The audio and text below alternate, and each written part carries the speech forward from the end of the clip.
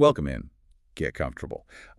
Today we have a deep dive that explores a timeline so extreme, it really challenges, I think, our fundamental understanding of human endurance. It truly does. Hello, everyone. We are looking at a set of autobiographical excerpts from a man named Bill Perry. And our mission for this deep dive is to trace an extraordinary life arc, one that intersects severe trauma, gritty street survival, high-stakes investigative work, and a really profound faith. Right. We're going to unpack what it takes to survive when the odds are stacked against you before you even take your first breath. It is a staggering set of writings, and what stands out immediately isn't just the sheer number of near-death experiences he accumulates, but, the psychological framework he builds to actually process them. Yeah, that framework is something we need to keep coming back to, because we are talking about a life that swings from a serene, picture-perfect childhood in the rural South to navigating the incredibly dangerous streets of the South Bronx. Even befriending a notorious gang along the way. Exactly. And it all culminates in a Florida hospital in February of 2025, where Bill Perry dies, turns gray, and then, in his own words, is called back. It's a vast story. It is. Okay, let's unpack this, starting right at the very beginning. Yeah. Because Bill's survival actually begins before he was born. Yeah, so he originates in Rocky Mount, North Carolina, growing up in the suburbs of a small town called Spring Hope. He paints a very vivid, comforting picture of this era. He describes his early childhood as a cross between Little House on the Prairie and Happy Days. Which is such a specific, nostalgic vibe. It is. You can easily visualize the safety, the tight-knit community, just the quintessential idyllic American childhood. Yeah. But underneath that serene surface, there was a heavy secret regarding how he came into the world. And he didn't find out about it until he was around 12 years old. Right. 12 is a highly impressionable age to receive foundational news about your own existence. It was his sisters, Van and Yvonne, who finally sat him down and explained the circumstances of his birth. They told him that his mother, Irene, and his father, Percy, essentially had to make a terrifying life-or-death gamble. The doctors had warned his parents that the pregnancy was incredibly high risk. Right. The medical consensus was just bleak. Either Bill would be born stillborn, his mother, Irene, would not survive the delivery, or they would both perish. So his parents essentially gambled Irene's life so that Bill would have a chance to enter the world. I want you, listening to this right now, to put yourself in his shoes for a moment. Imagine being a 12-year-old kid living this comfortable, protected life and suddenly learning that your very existence was the result of a terrifying medical bet made by your parents. If we connect this to the bigger picture, you can see how learning that shapes a person's entire psychological baseline. From the moment he became aware of it, Bill understood that his life was a statistical anomaly. When a child learns they are a miracle baby, it often instills a deep-seated belief that they were spared for a specific reason. And that wasn't the last time he would defy medical science.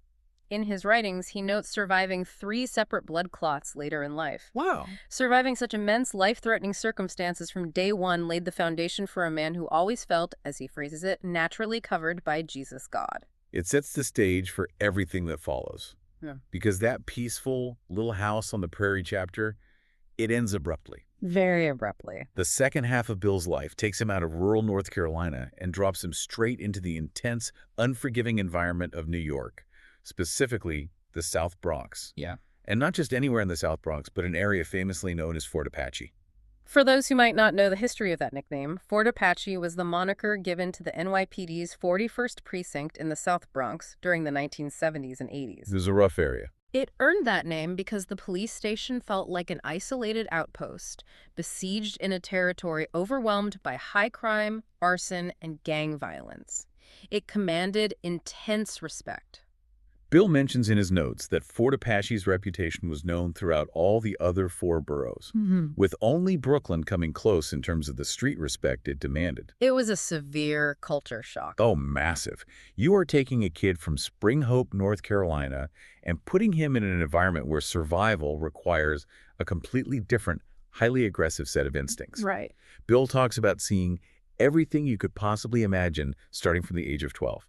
And one of the most pressing, unavoidable realities of his new neighborhood was living in close proximity to a highly dangerous, well-known gang called the Savage Skulls.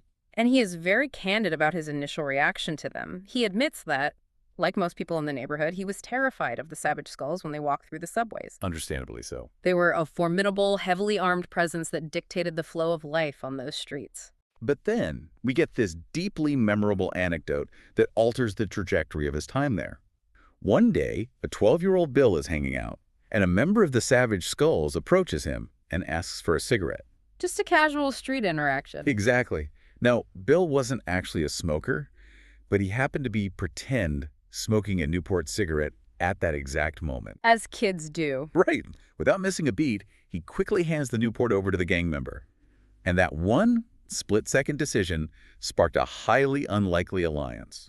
It's a fascinating example of street-level sociology. Yeah. In environments where formal authority like the police in Fort Apache is viewed with suspicion or is largely ineffective, safety becomes transactional. Yes. From that day forward, whenever that gang member saw Bill, Bill makes sure to provide him with cigarettes. The payoff for that ongoing transaction was immeasurable. Because he was perceived as a friend of the Savage Skulls, he secured absolute round-the-clock protection in the South Bronx. That is huge. He could walk home at all hours of the night, and no one would dare lay a hand on him. He essentially bought a priceless unwritten insurance policy with a pack of Newports. Think about the quick thinking required to navigate that interaction at 12 years old. The adaptability of the human brain under pressure is remarkable. It really is. Street smarts often rely on recognizing power dynamics instantly and finding a way to make yourself useful rather than a target. He found a way to navigate a terrifying environment using the only tool he had at his disposal. However, it wasn't just the gang keeping his life structured. Right. Back at home, the dynamic was completely different. He had his brother, Excel Perry, keeping a very close, strict eye on him. Bill says Excel brought the law from his mom out of North Carolina right into the Bronx. So you have this incredible dichotomy. The Savage Skulls are protecting him on the streets, and his brother Excel is enforcing their mother's rigorous rules at home, making sure Bill stayed on the straight and narrow. He was getting a master class in reading people on the streets in New York, while still being anchored by the strong moral values of his Southern upbringing. But even with gang protection and a strong family unit, the Bronx was an incredibly hazardous environment. It was. It was the site of some profound trauma for Bill. It wasn't just the threat of interpersonal violence, it was the decaying infrastructure of the city itself. He describes two utterly terrifying near-death experiences during his time there that left a lasting, heavy impact on his psyche. The first incident he details is an elevator failure. Yes. An elevator failure is one of those primal, universal fears.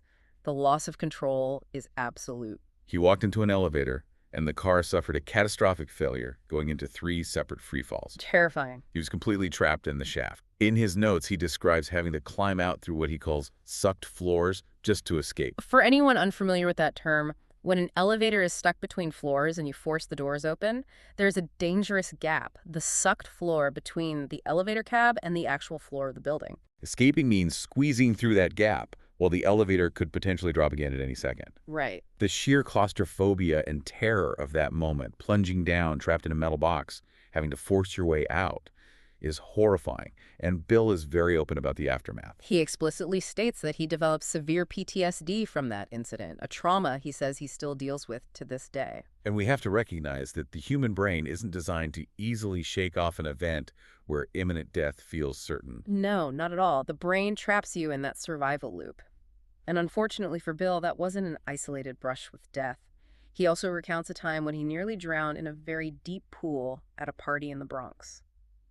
This memory is so haunting because of the stark contrast of the environment. He is in the water, struggling for his life, desperately having to pull himself out of the deep end.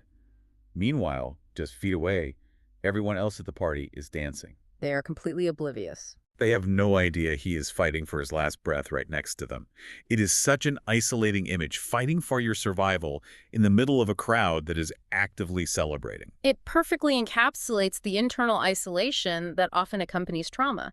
You can be surrounded by people, but your struggle to survive is entirely your own. No one else can see the psychological waters you are drowning in. And yet, through all of this, the medical odds at birth, the Savage Skulls, the elevator drop, the near-drowning Bill, maintains that he was naturally covered by Jesus God. That faith was his unwavering anchor. And here's where it gets really interesting, because of how he chose to spend his adult life. If you were looking at this from a distance, you might assume a guy with severe PTSD, who had barely survived his youth, would seek out the quietest, safest, most predictable job possible. This raises an important question. How does a man dealing with severe, untreated PTSD from his own terrifying experiences end up running toward danger for a living? Because he doesn't retreat. He leans in. He starts working as a skip tracer. For those who might not know the industry, skip tracing is the process of locating a person's whereabouts. Often someone who has skipped town to avoid paying a debt or a fugitive evading bail. It requires tracking, investigating, and confronting people who usually do not want to be found. And from there, he evolves into a full-fledged private investigator, taught and trained by a well-known PI named Vinny Parco. From a psychological standpoint, this career path is fascinating. It suggests a profound resilience, but also a deep need to take control of chaotic situations. When you have been a victim of circumstance, like a plummeting elevator or a medical complication at birth, you are entirely powerless. True. Becoming an investigator flips that dynamic. You are the one uncovering the truth, solving the puzzle, and confronting the darkness on your own terms.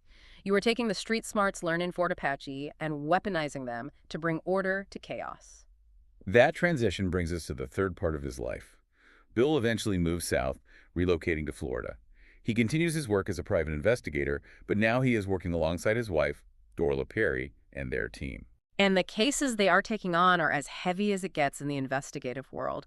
We are talking about murder, missing persons, and human trafficking. These are the darkest, most hidden corners of society. Investigating human trafficking isn't just following a paper trail. It involves surveillance, interviewing shattered families, interacting with dangerous criminal networks, and absorbing the emotional weight of profound human suffering on a daily basis. It takes a massive toll on an investigator's spirit. He is dedicating his life to fighting those networks and solving those murders.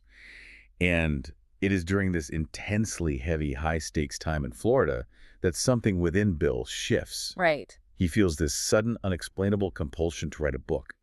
The working title he gives it is From Hell to Heaven Through the Eyes of a PI. The wild part is he admits he had absolutely no rational idea why he was driven to write it. It reads less like a calculated career move and more like a profound internal calling. A true calling. He notes that the inspiration would hit him at the most random, inconvenient times. He'd be sitting in church, or he would wake up in the dead of the night, or he'd be driving down the highway, and the urge to write would be so overpowering he would have to pull his car onto the shoulder just to jot down notes. He kept a notebook by his bed for 3 to 4 years because the ideas and the memories just wouldn't stop pouring out. When we look at individuals who have survived compounded trauma, there often comes a point where the subconscious demands that the narrative be organized and documented. It is as if his mind, or his spirit, recognized that a culmination point was approaching. And as he is writing this book, the world around him begins to change in ways that defy logic. Unexplainable things start happening, escalating in intensity. At first, he tries to ignore them, to compartmentalize them, but they reach a point where they are undeniable. He details a series of physical and sensory anomalies, many of them centered around his church, Abundant Life Assembly in Margate, Florida. And we have to approach these moments with objective curiosity, grounding them in the reality of his experience. Let's look at those moments, because the sensory details are incredibly vivid. He recalls being in church a few years ago, standing right next to his wife, Dorla. Suddenly, he feels the entire room drop in temperature, turning freezing cold, and he watches the church fill with fog. He turns to his wife, confused, and asks her what is going on. But she doesn't see the fog. She doesn't feel the temperature drop. She simply tells him to be still, attributing his experience to the presence of the Holy Ghost. And that was not the only highly localized phenomenon. About 2 years ago, in that same church building, he experienced an earthquake. An earthquake that was shaking his specific chair so violently, he had to grip the chair in front of him just to stay seated. Again, he turns to his wife, frantically asking if she feels the ground moving. And again, she says no, telling him it must be the Holy Spirit moving through him. He also documents seeing a fire burning in the street that wasn't actually there. And then there is a highly specific physical manifestation from November 2024. A rogue tooth suddenly grew out of line in his mouth. What makes this detail stand out is that he had his wife physically touch it. Right, it wasn't an internal vision or a hallucination. It was a tactile reality that another person could verify. And then a month and a few weeks later, he wakes up and the tooth has completely vanished. Gone without a trace. Now, when you hear a list of anomalies like that, it's easy to look for clinical explanations. Stress, exhaustion, the physical toll of his PI work. But how does Bill process these events? What's fascinating here is how Bill's profound faith-based perspective frames these anomalies.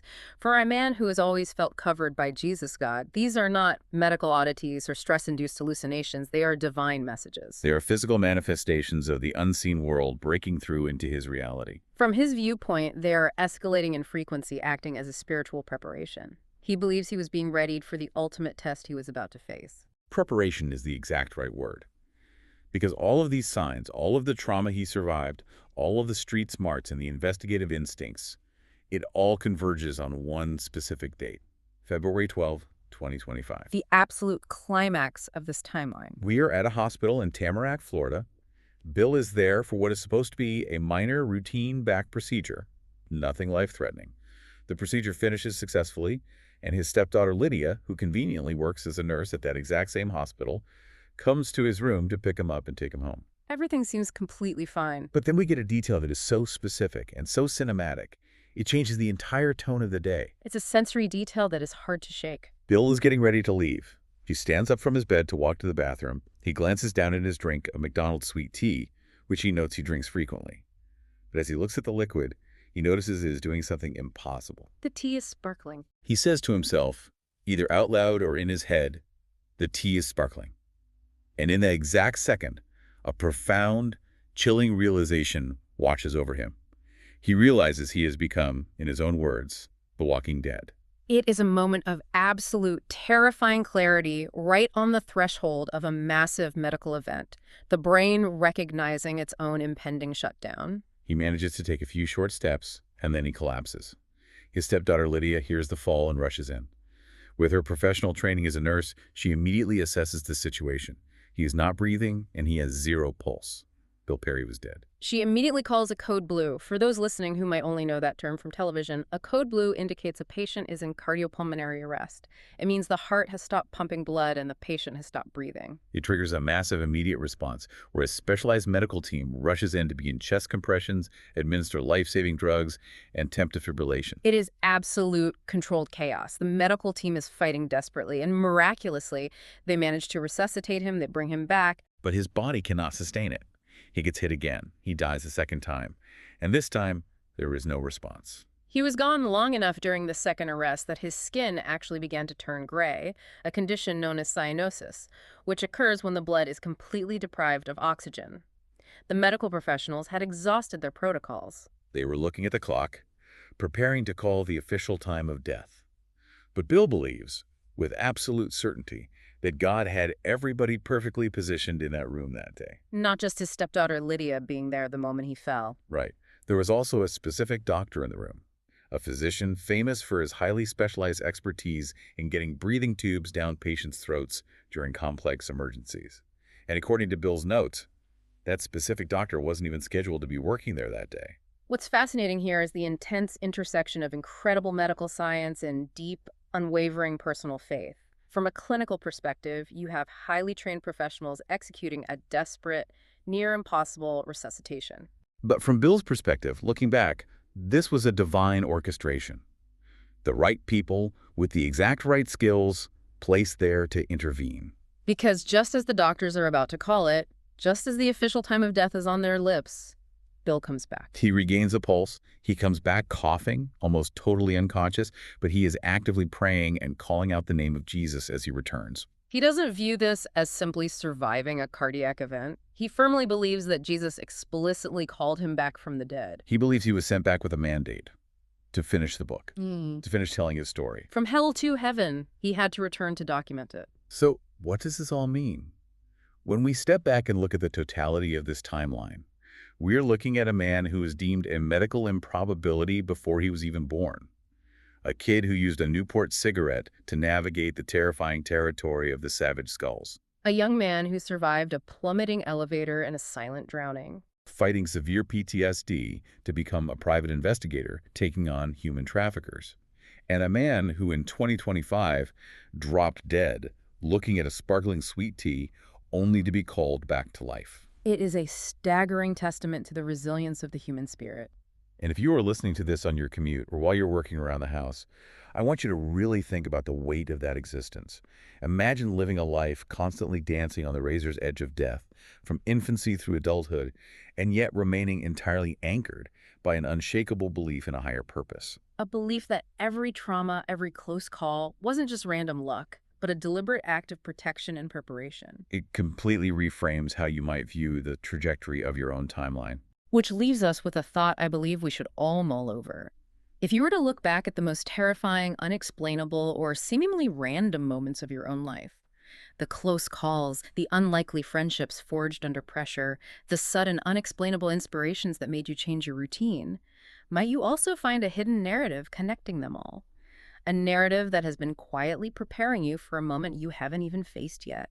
That is a profound thought to leave on.